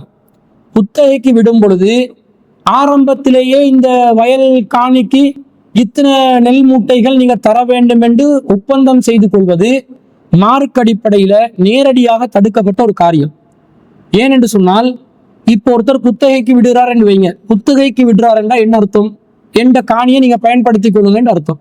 அப்போ பயன்படுத்தி கொள்ளக்கூடியவர் அந்த காணிக்கு ஒரு வாடகை கொடுக்கலாம், அது பிரச்சனை இல்லை, அது மார்க்கத்தில் அனுமதிக்கப்பட்டது. வீடுகளையும் வாடகைக்கு கொடுக்கலாம், நிலங்களையும் வாடகைக்கு கொடுக்கலாம், வாகனங்களையும் வாடகைக்கு கொடுக்கலாம். அப்படி வாடகைக்கு அவர் எடுத்துக்கொண்டால் அந்த வாடகை காசு தானே மாசமோ அல்லது 2 வருஷத்துக்குரிய அந்த வயல் நிலத்து ஏக்கர் கணக்குக்கான வாடகை காசை தீர்மானிச்சு கையில கொடுத்தா அது ஒரு கணக்கு, அது மார்க்கம் தடை செய்யாது. ஆனா இவங்க என்ன பண்றாங்க, வயலை குத்தகைக்கு கொடுத்து 2 வருஷம் காலம், இதுல நீங்க அறுவடை செய்யற காலம் என்ன அறுவடை செஞ்சாலும் எனக்கு மேட்டர் இல்லை, எனக்கு நீங்க எப்படி நடந்தாலும் 30 மூட்டை நெல் தந்தே ஆகணும் என்று முடிவு செய்யறாங்க. இதுக்கு மார்க்கத்துல எங்க அனுமதி இருக்குது? இதுக்கு மார்க்கத்துல அனுமதி இல்லை. நபி ஸல்லல்லாஹு அலைஹி வஸல்லம் தெளிவாக, நாங்க ஏற்கனவே இதை பார்த்திருக்கிறோம், இந்த சலஃபு முறையில வியாபாரம் செய்யறது ரசூலை தடுக்கிறாங்க. நபி ஸல்லல்லாஹு அலைஹி வஸல்லம் மதீனாக்கு வர்றாங்க. கதிமன் நபியு ஸல்லல்லாஹு அலைஹி வஸல்லம் அல் மதீனா, ரசூலா மதீனாவுக்கு வராங்க. வஹும் யுஸ்லிஃபூன பித்தம்ரி இஸ்னத்தைனி வஸலாஸ, நபி ஸல்லல்லாஹு அலைஹி வஸல்லம் அந்த மதீனால உள்ளவங்க 2 வருஷத்துக்கு 3 வருஷத்துக்கு என்று அவங்க என்ன செய்யறாங்க, முற்பணத்துக்காக முற்பணம் செலுத்தி பேரிச்சம் மரங்களை வந்து என்ன செஞ்சாங்க, பெற்றுக்கொண்டு வந்தாங்க. இதை நபி ஸல்லல்லாஹு அலைஹி வஸல்லம் எப்படி சொல்றாங்கன்னா, மன் அஸ்லஃப ஃபீ ஷைஇன், உங்களை யாராவது ஒருத்தர் முற்பணம் செய்து கொள்வதாக இருந்தா ஃபஃபீ கைலின் மஅலூம், அறியப்பட்ட அளவுக்காக, வஸ்னின் மாலூம் அறியப்பட்ட எடைக்காக, இலா அஜலின் மாலூம் அறியப்பட்ட காலக்கெடுவுக்காக சரியா தீர்மானிச்சுட்டு முற்பணம் செலுத்துங்கள். சும்மா வெறுமனே நீங்க முற்பணம் செலுத்தி கொள்ள முடியாது. அப்ப இவங்க வயலை குத்தகைக்கு கொடுத்தாங்கண்டா அறியப்பட்ட ஒரு எடைக்காக, அறியப்பட்ட ஒரு தொகைக்காக, அறியப்பட்ட காலம் 2 வருஷம் ஓகே, ஆனா அறியப்பட்ட தொகையும் எடையும் வரல. வயல்ல இவங்க குத்தகைக்கு விடுறதா இருந்தா எத்தனை மூட்டை நெல்லு வரும், எத்தனை மூட்டை அறுவடை செய்யப்படும் என்றது முன்கூட்டியே தெரியாது. முன்கூட்டியே தெரியாத ஒன்றுக்கு இவங்க நேரடியாக இத்தனை மூட்டை நீங்க தரணும் என்று விதிப்பது என்பது ரசூலை எதை தடுக்கிறாங்களோ அந்த தடையைத்தான் இவர்கள் செய்கிறார்கள் என்று அர்த்தம். இதைத்தான் ரசூலா நேரடியாக தடுத்து இருக்கிறாங்க. அப்ப என்ன செய்து கொள்ளலாம்? அந்த வயல்ல எவ்வளவு அறுவடை வருகிறதோ இவ்வளவு மூட்டைகள் நெல் வந்திருக்கிறது, என்னுடைய வயல் காணியில என்னுடைய காணிக்கு சொந்தக்காரன் நான், முழு உழைப்பு உங்களுடையது என்ற அடிப்படையில அந்த சம்பந்தப்பட்ட விவசாயியுடன் காணி சொந்தக்காரர் ஒப்பந்தம் செய்யும் பொழுது எவ்வளவு அறுவடை வருகிறதோ அதுல 30% எனக்கு தரலாம், 10% எனக்கு தரலாம், 5% எனக்கு தரலாம், அல்லது நீங்கள் அறுவடை செய்கின்ற மூட்டைகள்ல 50 வந்தால் எனக்கு 2 தரலாம், 100 வந்தால் 4 தரலாம். இப்படி என்ன செய்யணும்? ஒப்பந்தம் செய்து கொள்ளலாம். அப்ப அந்த எடை நிர்ணயிக்கப்படுகிறது, அளவு நிர்ணயிக்கப்படுகிறது. அளவும் எடையும் நிர்ணயிக்கப்படாமல் முன்கூட்டியே இவர் நெல் மூட்டையை தீர்மானித்து விட்டால் என்ன நடக்குது? ஒருத்தர் அறுவடை செய்யறார், 30 மூட்டையவருக்கு 30 நெல் மூட்டைக்குரிய பணத்தை கொடுத்துட்டாரு. ஆனா அறுவடை செய்யற காலத்துல அவருக்கு 25 மூட்டை வந்துச்சா, மொத்த அறுவடையே 25 மூட்டை தான். ஆனா அந்த காணிக்காக வேண்டி இவர் முப்பணமாக கொடுத்த தொகை 30 மூட்டை ஆகிருச்சு. மொத்த விவசாய நிலமும் நஷ்டத்துல போயிருமே. அப்ப இது ஒரு சூறையாடல் இல்லையா? இது ஹராம் என்று தெரியுது இல்லையா? இது பொருளாதார சூறையாடல். அப்ப என்ன பண்ணணும்? நியாயமா நடக்கணும். ஒருவனுடைய உழைப்ப மொத்தமா புடுங்கி எடுக்கிறதுக்கு மார்க்கத்துல எங்களுக்கு அனுமதி இருக்கிறதா? அனுமதி இல்லை. அது நியாயமான வியாபாரம் இல்லை. வியாபாரம் என்றால் ஒருவரை ஒருவர் பொறிந்து மனம் விரும்பி தர வேண்டும். அல்லாஹ் எப்படி சொல்றான்? இல்ல அந்த தக்கூன திஜாரத்தன் அந்த தராலின் மின்கும், உங்களுக்கு மத்தியிலே திருப்திகள் நடக்கக்கூடிய வியாபாரத்தை தவிர. அப்ப திருப்தியா வியாபாரம் நடக்கணும். அப்ப இவருடைய முன்கூட்டியே எடைய தீர்மானிக்கல, அறுவடை எவ்வளவு தெரியாத நிலையில எப்படி முன்கூட்டியே இத்தனை நெல் மூட்டை தரணும் என்று இவர் ஒப்பந்தம் செய்யலாம்? எப்படி நிர்பந்திக்கலாம்? கிடைக்கிற அறுவடையில இத்தனை சதவீதம் என்று போட்டுக்கொள்ளலாம், அது பிரச்சனை இல்லை. அவருடைய காணிக்கான ஒரு வருமானத்தை அவர் பெற்றுக்கொள்கிறார், அது நியாயம். இவருடைய அறுவடையிலிருந்து இத்தனை சதவீதம் அவருக்கு கொடுக்கப்பட வேண்டும். இவருக்கு சொந்தமான நிலத்தில இவர் விவசாயம் செஞ்சது, இவருடைய உழைப்புக்குரிய லாபம் இவருக்கு கிடைக்கும். அந்த சம்பந்தப்பட்ட காணி வயல் சொந்தக்காரருக்குரிய காணிக்கான ஒரு வருமானமும் கிடைக்கும். இது நியாயம். இதை விட்டுட்டு எடைய தீர்மானிக்காமல் ரசூலுல்லாஹ் வியாபாரம் செய்ய வேண்டாம் என்று எதை தடுத்தாங்களோ அந்த வியாபார முறையை இவர்கள் செய்ததாக ஆகிவிடும். தீர்மானித்த உள்ள தாராளமா செய்து கொள்ளலாம், தீர்மானிக்காத நிலையில செய்ய வேண்டாம் என்று தடுக்கப்பட்டிருக்கிறது. எனவே இந்த மாதிரி வயல் நிலங்களை நீங்கள் கொடுப்பதாக இருந்தால் கண்டிப்பாக என்ன செய்ய வேண்டும்? அந்த அறுவடையில சதவீதம் போட்டுக்கொண்டு லாபத்தை பிரித்து கொள்ளுங்கள். முன்கூட்டியே நீங்க காணியை கொடுத்ததுக்காக வேண்டிய ஒரு தொகையை கேட்பது நீங்க ஒரு இன்னொரு நபரை பொருளாதார ரீதியாக சூறையாடுவதற்கு சமமானது. அல்லாஹ்வின் தூதர் இப்படிப்பட்ட எடை தீர்மானிக்காத, தெளிவான நிறுவை தீர்மானிக்காத இது போன்ற வியாபார முறைகளை தடை செய்திருக்கிறதுனால இந்த வியாபார முறையை விட்டு நாங்கள் முற்றிலும் முழுதாக விலகிக் கொள்ள வேண்டும். இதே ஒட்டி இன்னொரு கேள்வி கேட்கிறாங்க. என்னன்னு சொன்னா, ஒரு வயல் சொந்தக்காரர், அவருக்கு காணி சொந்தமா இருக்குது, வயல் சொந்தமா இருக்குது. அவர் என்ன செய்யறார்? இன்னொருவருக்கு குத்தகைக்கு கொடுக்கிறார். கொடுத்துட்டு 10 லட்சம் ரூபா குத்தகைக்கு ஒரு முற்பணமாக எடுத்துக்கொள்கிறார். எடுத்து அவர் அந்த 10 லட்சம் ரூபா காசை திருப்பி கொடுக்கும் வரைக்கும், வயல் சொந்தக்காரர் அந்த யாருக்கு குத்தகைக்கு கொடுத்தாரோ வயலை, அந்த நபரிடமிருந்து பெற்றுக்கொண்ட காசை சம்பந்தப்பட்ட நபருக்கு திருப்பி கொடுக்கும் வரைக்கும் அந்த வயல்ல மொத்தமாக கிடைக்கக்கூடிய அறுவடை, அந்த வயல்ல கிடைக்கக்கூடிய லாபம் எல்லாத்தையுமே அந்த வயல் சொந்தக்காரருக்கு யாரு காசு கொடுத்தாரோ, யார் இந்த வயலை குத்தகைக்கு எடுத்தாரோ அவர் மட்டும் அனுபவித்து வருகிறார். இது மார்க்கத்துல கூடுமா என்று கேட்கிறாங்க. பொதுவாக வயலாக இருந்தாலும் சரி, வீடாக இருந்தாலும் சரி, இந்த குத்தகைக்கு கொடுக்குற முறை ஒன்று இருக்குது. கொழும்பு பகுதியில, இலங்கையில பத்தைக்கு கொடுக்குறேன்னு சொல்லுவாங்க. பத்தைக்கு வீடு கொடுக்கறது. இந்த பத்தைக்கு வீடு கொடுக்குற முறையை பொறுத்தளவுல அது வயலா இருந்தாலும் வீடா இருந்தாலும் ஒரே முறை தான். இது மார்க்கத்துல நேரடியாக தடுக்கப்பட்ட ஒரு விஷயம். ஏனென்று சொன்னா, ஒரு வயல் சொந்தக்காரர் அல்லது வீடு வைங்களேன், வீடு சொந்தக்காரர் அவருடைய வீடை குத்தகைக்கு கொடுக்கிறார், பத்தைக்கு கொடுக்கிறார். அப்ப அந்த வீட்டுக்கு வந்து யாரு குத்தகைக்கு வருகிறார்களோ அவர்கள் ஒரு 10 லட்சம் ரூபாய் வீட்டு சொந்தக்காரருக்கு அட்வான்ஸ் கொடுத்துட்டு அவங்க 2 வருஷத்துக்கு வீடை பயன்படுத்துறாங்க. திரும்ப 2 வருஷம் முடிச்சு அவங்க போகும்போது, வீட்டை காலி பண்ணும்போது, அந்த வீட்டு உரிமையாளரிடமிருந்து மீண்டும் அந்த 10 லட்சம் ரூபாவை அவங்க பெற்றுக்கொள்றாங்க.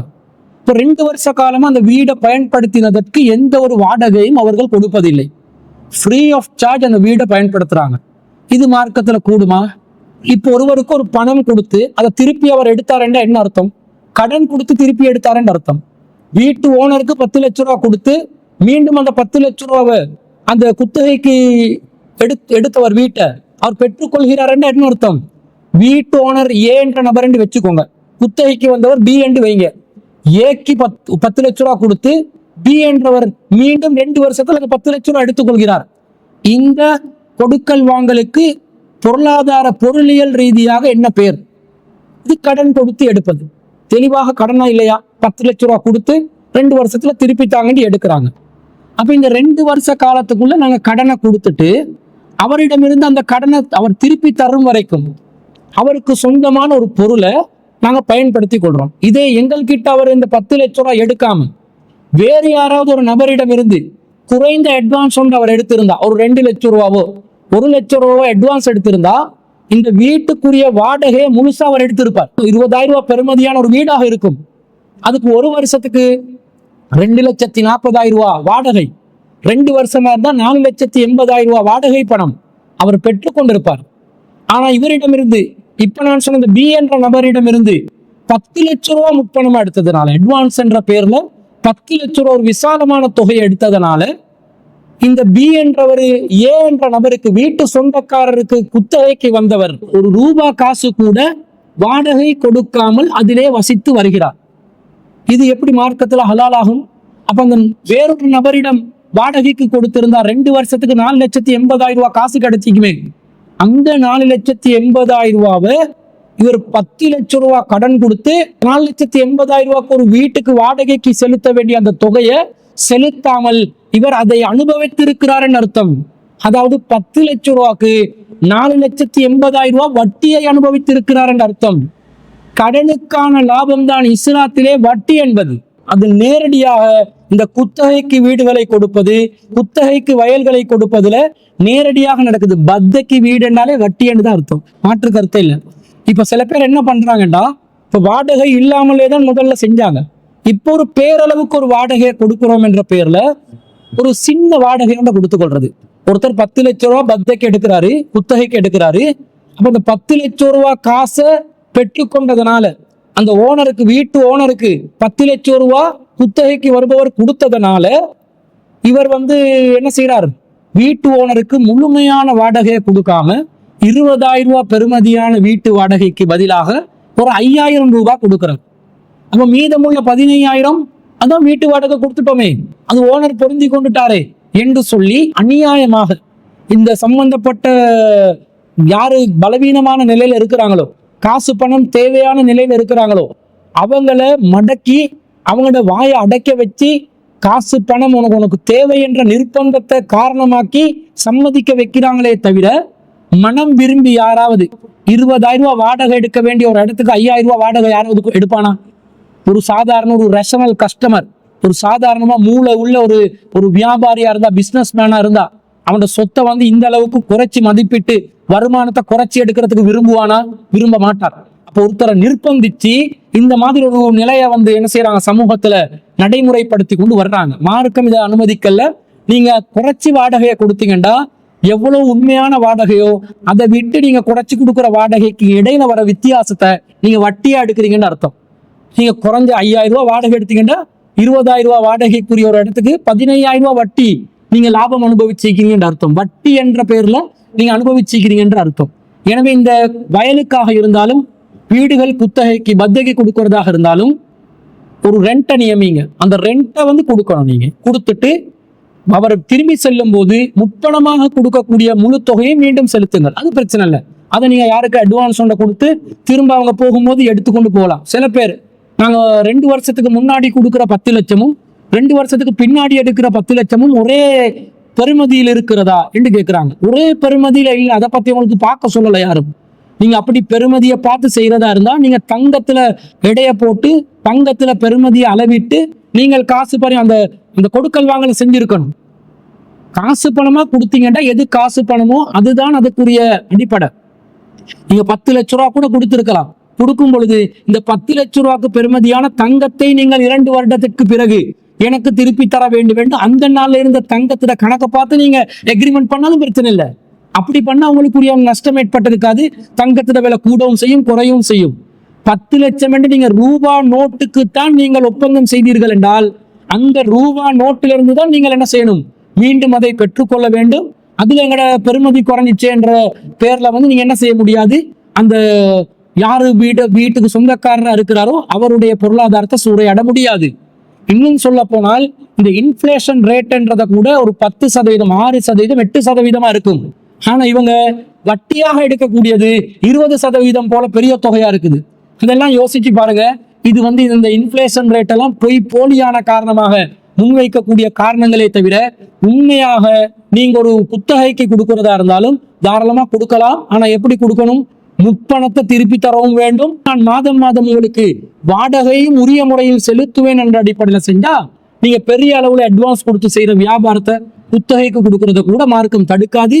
ஆனால் அப்படி இல்லாமல் ஏமாற்றுவதற்காக வாடகையை குறைத்தோ வாடகையை கொடுக்காமலோ நீங்கள் குத்தகைக்கு வயலை கொடுத்தாலும் வீட்டை கொடுத்தாலும் வாகனத்தை கொடுத்தாலும் எதை கொடுத்தாலும் நீங்க வட்டி வியாபாரத்தில் இருக்கிறீர்கள் என்றுதான் அர்த்தம்.